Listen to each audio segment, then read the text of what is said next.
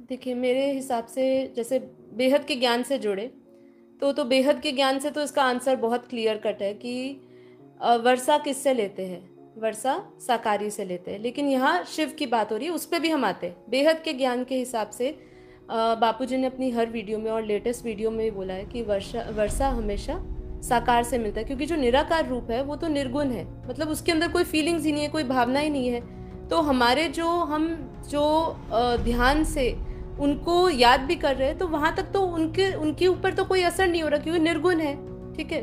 तो बेहद के ज्ञान से के हिसाब से तो हमें साकार की पूजा करनी चाहिए, मतलब बेहद के दादाजी को हमेशा याद करना चाहिए। बेहद के दादा के जितना हम ध्यान करेंगे, उनके गुण हमारे अंदर आएंगे, उनकी तरह हमारे अंदर सभी जो वो तप करते हैं, उस तप का सारे गुण हमारे अंदर आएंगे, ज्ञान आएगा, योग आएगा, बाकी सब हमारे अंदर उनके गुण आएंगे।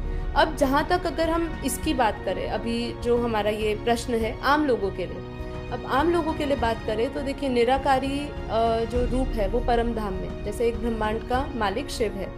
अब जो ब्रह्मांड का मालिक शिव है वो एक निराकारी परम धाम में रहता है। अब उसका आकारी रूप जो है वो शिव शक्ति शिवपुरी में रहते हैं। अब उनके जो जो साकारी रूप है वो सूक्ष्म रूप में हिमालय में रहते हैं। ठीक है।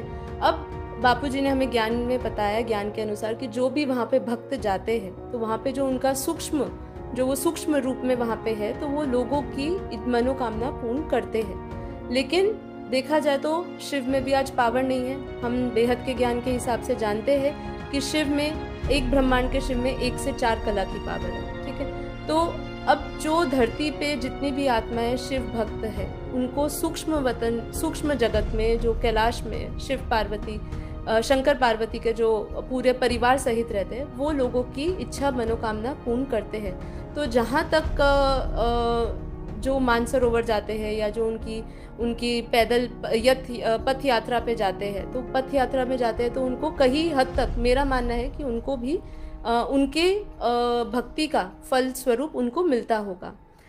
बाकी बेहद के ज्ञान के हिसाब से तो हम बात करें तो हमें तो बेहद के क्रिएटर से, ऑल माइटी अथॉरिटी से हमें ध्यान लगाना है, क्योंकि वही से, मतलब उनके साकारी रूप से तो ही हमें अंदर सभी गुण आते हैं।